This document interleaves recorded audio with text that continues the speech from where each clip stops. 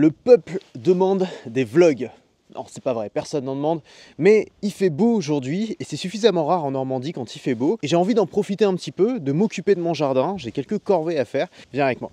S'il y a une chose que je voudrais que tu retiennes de cette vidéo, c'est que faire des vidéos, c'est pas forcément une corvée. Comme beaucoup de choses dans la vie, c'est difficile jusqu'à ce qu'on trouve la bonne façon de le faire. Par exemple, là il faut que je m'occupe de ce gros tas de ronces.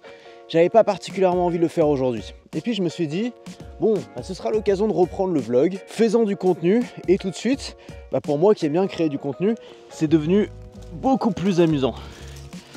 Bon, faut pas déconner, ça reste une tannée. Donc j'ai des gants qui sont censés être spécial ronces, mais ça pique quand même à travers les gants. J'ai pris ma parka de l'Antarctique, mais ça fait quand même des trous à l'intérieur. Tu vois, je pense que ça vaut le coup d'aller chercher les bonnes méthodes, tu vois, les méthodes qui nous conviennent. Ça vaut le coup d'y passer du temps, ça vaut le coup d'y mettre du soin.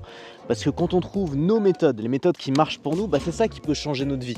On se repose souvent sur la motivation. On se dit, ok, cette année, j'ai envie de me mettre au sport.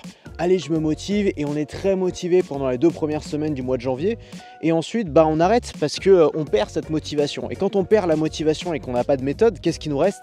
Pas grand chose. Alors que quand tu commences par la méthode et par te dire, ok, ça serait quoi la meilleure méthode sportive pour moi, celle qui conviendrait le mieux à ma psychologie, à ma personnalité, et quand tu pars de là, tu n'es plus dépendant de ta motivation, et le jour où tu as des baisses de motivation, tu peux continuer à avancer parce que tu peux te reposer sur la méthode. Et d'ailleurs, c'est aussi pour cette raison qu'il ne faut jamais être jaloux de ses concurrents, parce que souvent nos concurrents sont bons là où on est mauvais, mais ils sont aussi mauvais là où on est bon. Et donc au lieu de vouloir à tout prix les copier et finalement créer une mauvaise version de ce qu'ils font, mieux vaut capitaliser sur nos forces préexistantes. Dans quoi est-ce que toi tu es bon naturellement? Qu'est-ce qui est facile pour toi et qui est difficile pour les autres? Et comme ton marché c'est plein de gens qui ont des besoins très différents, tu auras forcément une frange de ton marché qui sera intéressée par ta façon d'expliquer, par ta façon de faire. Et tu es la meilleure personne pour servir cette frange de ton marché. Bon, je parle, mais elles vont pas se débarrasser toutes seules ces ronces.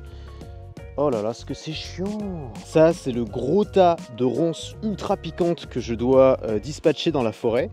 Et ça, c'est ce que j'ai réussi à mettre dans ma brouette en 5 minutes. Autant te dire qu'il y a trop de boulot et qu'il faut que je trouve justement une meilleure méthode. Alors j'ai 2 options. Soit j'utilise mon cerveau et j'invente un ingénieux système pour réussir à déposer délicatement toutes ces ronces à un endroit approprié. Soit j'arrive avec ma débroussailleuse et je décapite tout comme un bourrin. Tu sais, je pense que la force, c'est pas toujours la solution. Y aller comme un barbare, c'est pas toujours ce qu'il y a de mieux parfois.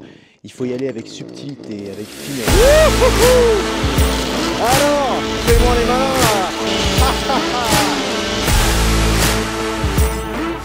Et voilà, tu vois, parfois, la violence est la solution. Ça va être beaucoup plus facile à ramasser là, tu vois.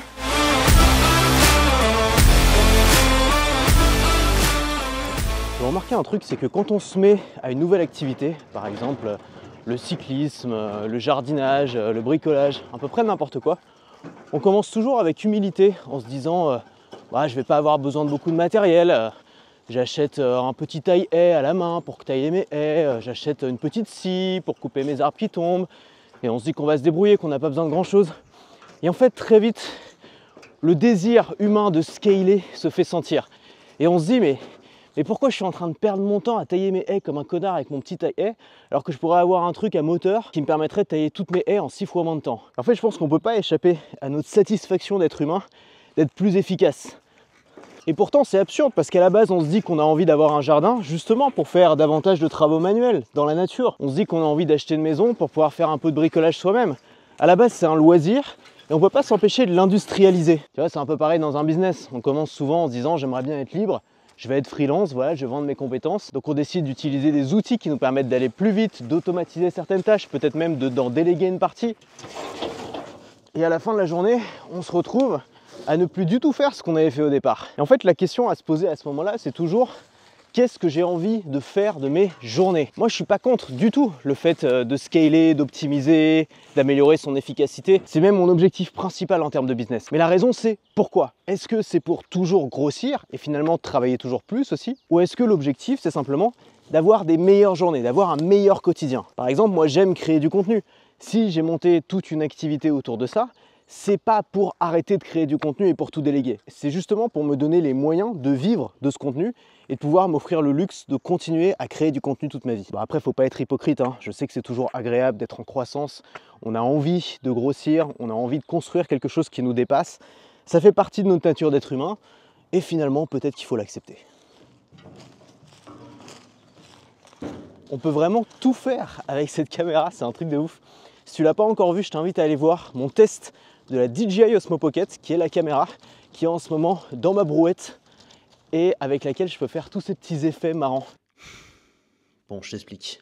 Là, il est 16h45. Ça veut dire que le soleil va se coucher dans à peu près 1h30. Ça veut dire que si je veux aller courir, comme on est à la campagne, c'est maintenant. Et le truc, c'est que je me suis inscrit au semi-marathon de Paris, qui a lieu dimanche prochain. Et ça fait presque 2 semaines que je ne me suis pas entraîné. Du coup, flemme. Mais bon, au moins il pleut pas. Ce qui est rare. Et donc, je vais essayer de surmonter ma flemme.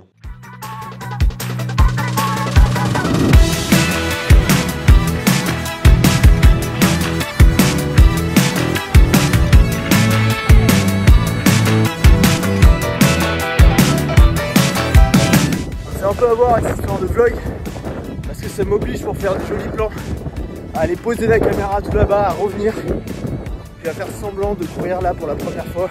Tout est faux dans un vlog, tout n'est que mise en scène. Ah ouais, sinon ce serait pas intéressant, c'est le principe.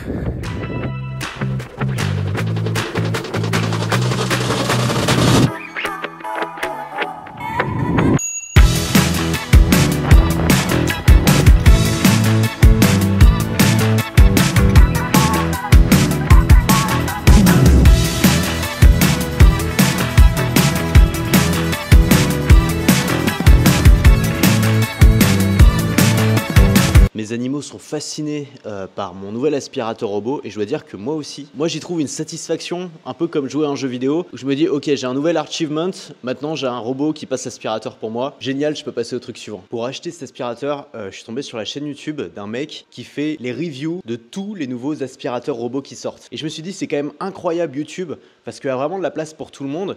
Et finalement, c'est une vraie niche. T'as pas beaucoup de concurrence quand tu fais que ça. Et si tu le fais bien, tu peux vraiment brasser beaucoup de vues. Alors, je pense que son modèle économique, ça doit être l'affiliation. Donc, il doit mettre des liens affiliés, par exemple Amazon dans sa description. Mais peut-être aussi que certaines de ses vidéos sont sponsorisées par des constructeurs. Et il pourrait aussi d'ailleurs vendre des produits, par exemple des petits guides d'achat, quel est le meilleur aspirateur à acheter en 2024. Bref, il y a plein de places possibles sur Internet. Donc, arrêtez de vouloir lancer une énième chaîne sur le développement personnel. Je sais que c'est moins sexy de faire une chaîne sur les aspirateurs robots, mais au moins ça répond à un vrai besoin. Parfois, il faut faire du contenu humble. Ce que j'appelle du contenu humble, c'est du contenu qui n'est pas là pour déclamer une grande vision des choses, pour changer le monde.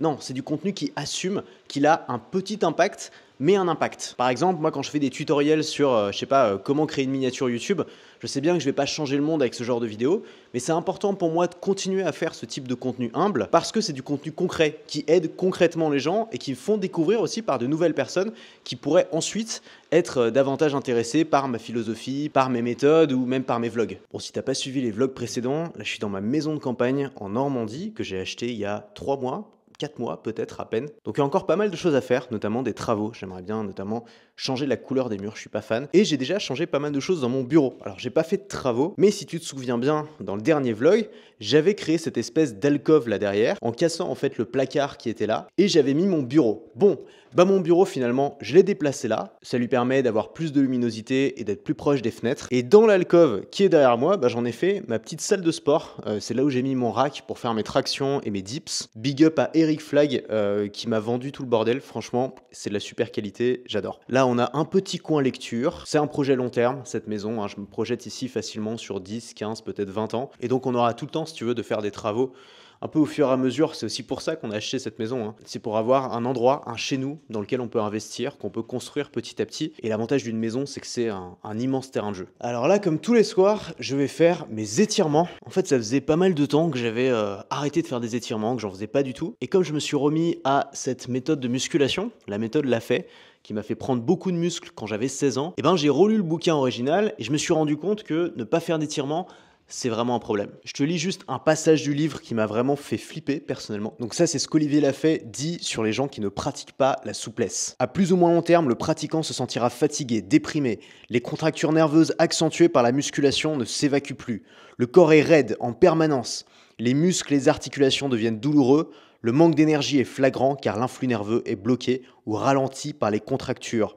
Le pratiquant devient de moins en moins entreprenant, réservant le peu d'énergie qui lui reste pour son obsession, le muscle. Dans certains cas, il peut souffrir de problèmes d'élocution et de confusion mentale. Le muscle, au lieu de s'épanouir, s'asphyxie. Ouais, bon bah on va faire un peu de souplesse, hein. Écoute, je me suis trouvé une app qui s'appelle Bend et qui est vraiment élégante. Généralement, quand je sais pas quoi faire, je fais le programme 15 minutes tout le corps.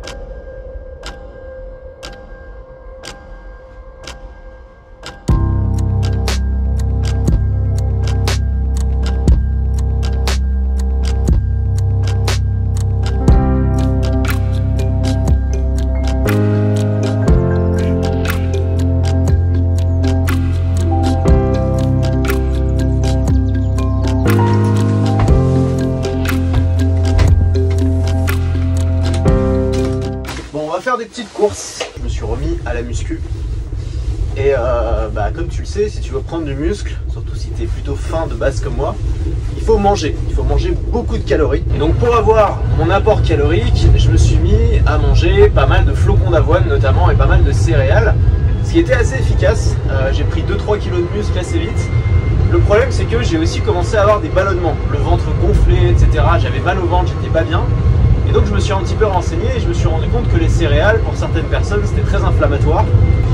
Du coup, je me suis mis en tête de remplacer cet apport calorique par un apport calorique non inflammatoire, moins inflammatoire. Notamment deux sources que j'aime bien, qui sont les fruits pour les glucides et tout ce qui est oléagineux pour les calories. Alors c'est pas aussi cheap que l'avoine, mais honnêtement je trouve ça meilleur au goût.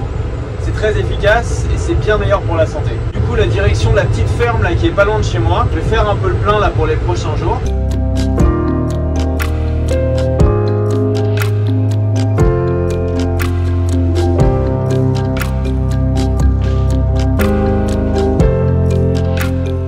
Alors, j'ai pris plein de bonnes choses. Du jambon, du canard, parce que j'adore ça. Des petits légumes. Et comme je suis en Normandie, ça c'est un obligatoire. Les poires de la région qui sont incroyables.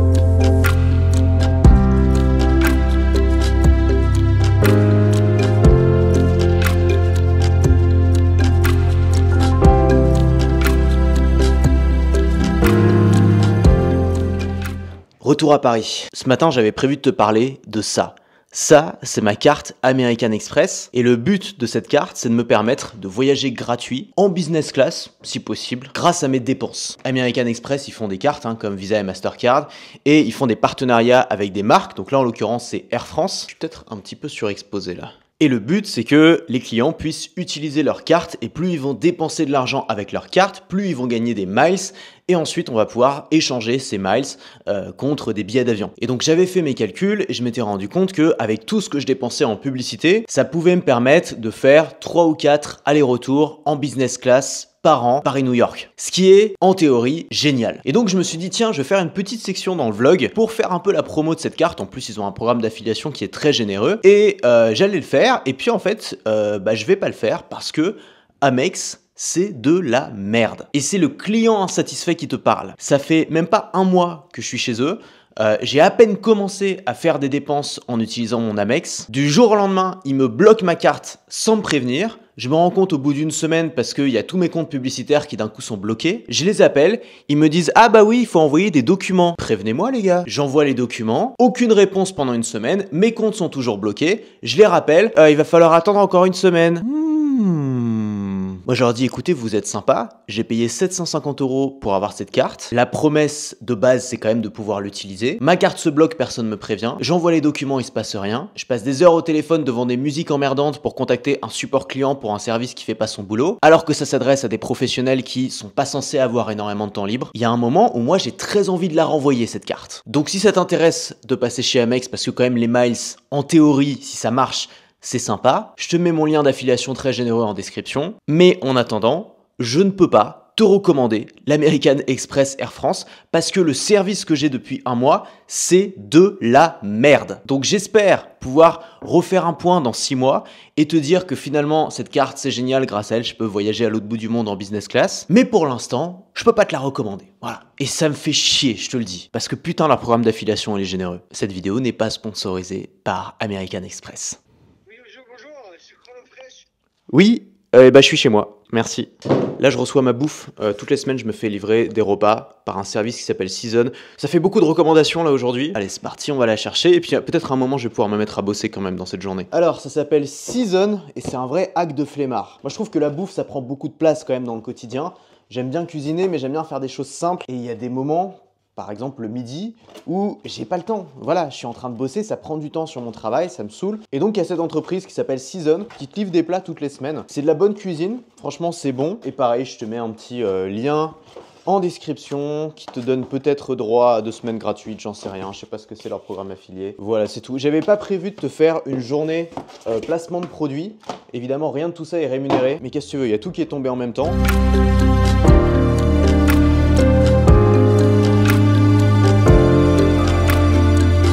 Journée un petit peu déprimante, ce matin il pleut, j'ai pas une grosse énergie, donc je suis en train de travailler tranquillement sur ma prochaine formation. Ça va être une formation YouTube, l'objectif ça va être de te prouver que YouTube c'est facile et que tu peux cartonner sur YouTube sans y passer beaucoup de temps et sans y mettre beaucoup d'efforts.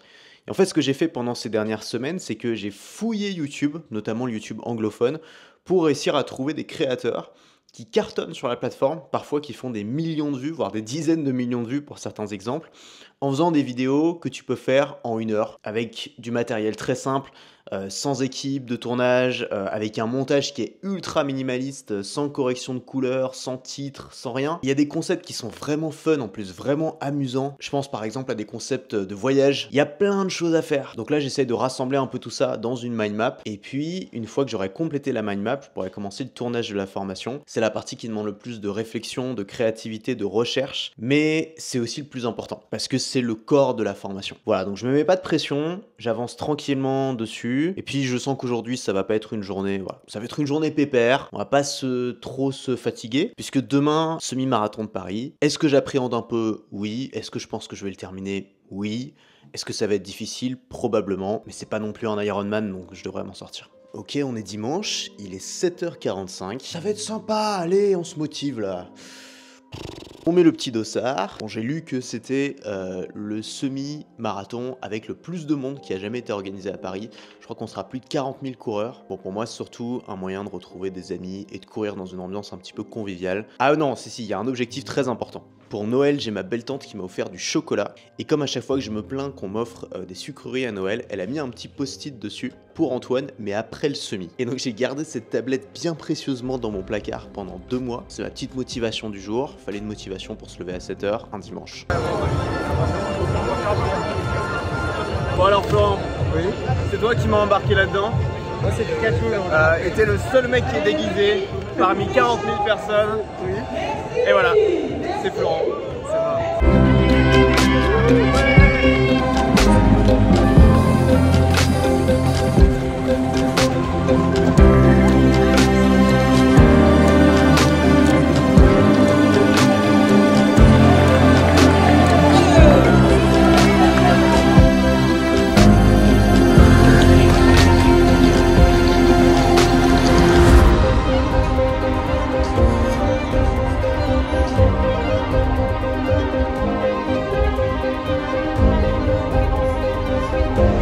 Bon bilan, est-ce que vous êtes content de votre course? Tout le long c'était Pika, allez Pikachu.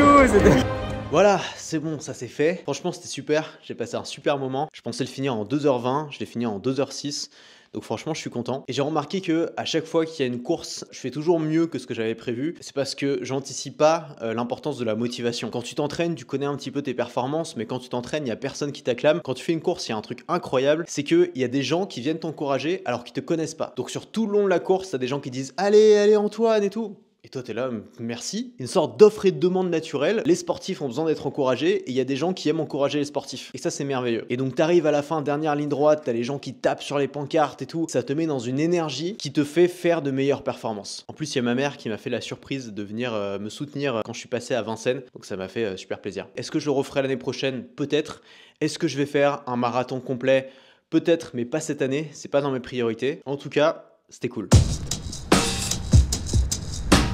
Bon, je suis tout excité là parce que j'ai un ami qui a reçu un produit que je rêve de tester et il m'a proposé de venir l'essayer, donc on va voir ce que ça donne.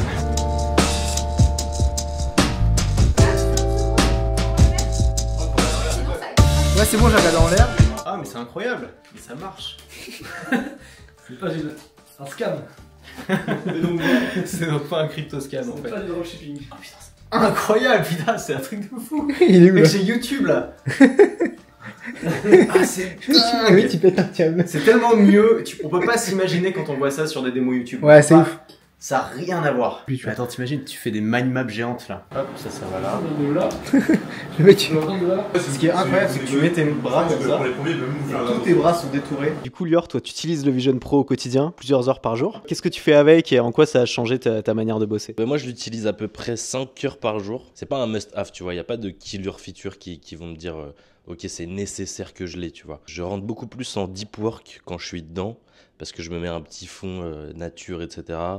La musique derrière, tu vois, moi je bosse dessus avec 5 écrans autour de moi, tu vois, vu que je dois faire plein de trucs, je dois checker du code par-ci, par-là. C'est vraiment kiffant, je surkiffe l'utiliser. T'es plus productif depuis que tu l'as ou pas? Ouais, donc c'est l'immersion, le fait d'avoir plus d'écrans, le fait d'avoir des plus grands écrans aussi. J'ai l'impression que je suis plus productif depuis que je l'ai en tout cas. Comment tu l'as eu? Il y a un mec qui a ramené 10 Vision Pro des US. Et qui les revendait un peu plus cher, qui se faisait un bénéf. Voilà. Tu l'as payé combien? Je l'ai payé 4005 et c'est le 512 Go. Donc aux US, le mec il l'a acheté 3900 $, je crois. Et il s'est fait une petite marge de 700 balles, tu vois. Je pense que c'est difficile aujourd'hui de trouver beaucoup d'usages pour le Vision Pro. La démonstration est très impressionnante, mais je pense que beaucoup de gens qui l'ont testé en arrivent à la même conclusion, c'est ouf, mais je vois pas vraiment d'usage pour moi. Et moi, c'est ce que je me suis dit. J'ai pas besoin d'être en immersion, j'aime bien travailler sur un seul écran et sur un petit écran en plus. Donc je pense que si je l'achetais, j'utiliserais vraiment pas longtemps avant qu'il prenne la poussière dans un placard. Ce qui est intéressant, c'est d'imaginer l'avenir.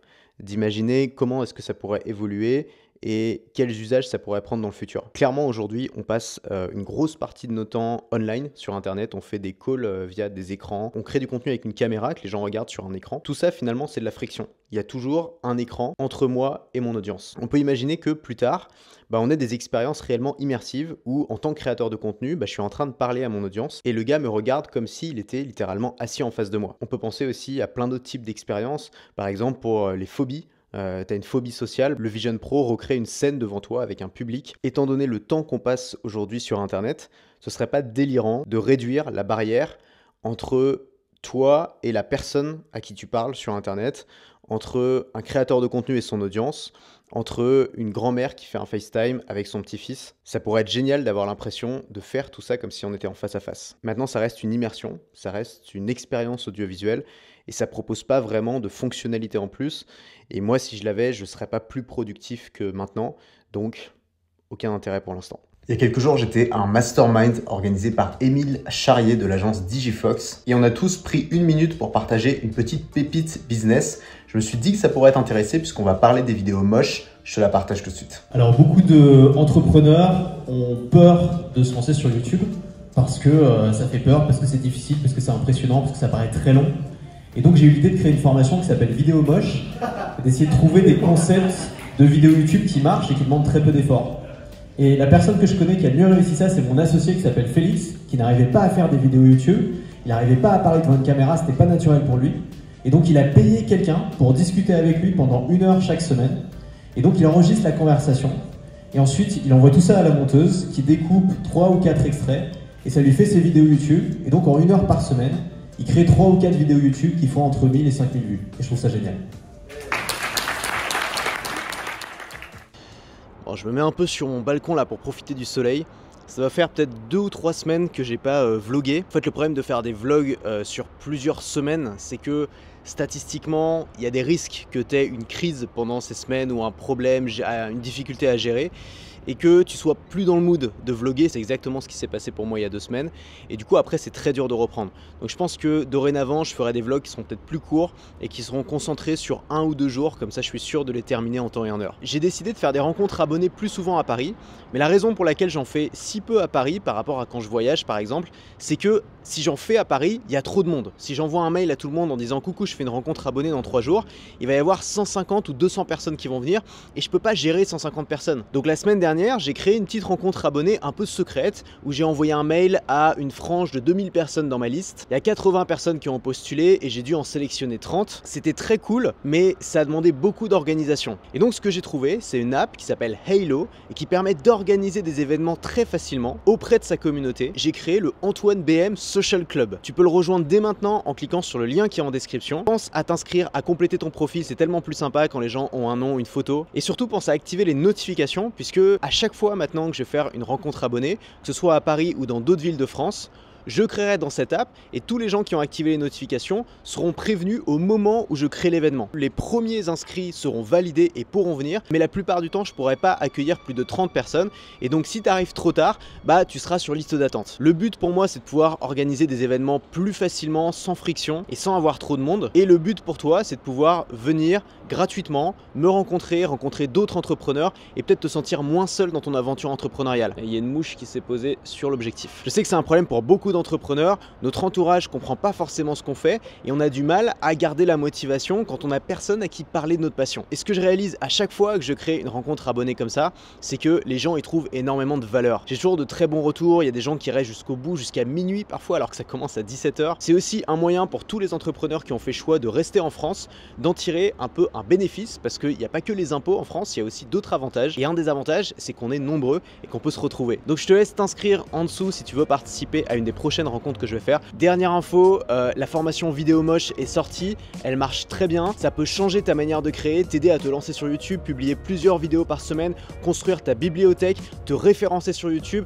avoir de l'influence dans ton marché sans avoir à être un professionnel de la vidéo et y passer des heures par jour. C'est une vraie révolution, je vais te montrer des tas de créateurs qui font des centaines de milliers de vues et qui gagnent leur vie avec des vidéos low cost. Il y a une place pour toi sur YouTube, quel que soit ton niveau, quel que soit ton budget, quelle que soit la taille de ton équipe et même si tu es tout seul et que tu n'as pas beaucoup de temps, prends-la. Je t'ai mis le lien vers la formation en description. 2 semaines après, ma carte Amex est à nouveau bloquée et je sais toujours pas pourquoi. C'est une vraie blague ce truc. C'est tout pour aujourd'hui. La prochaine fois, j'essaierai d'être un peu plus rapide entre le début et la fin du vlog. Là, il a dû s'écouler au moins un mois. Moi, je te dis à la prochaine. Ciao.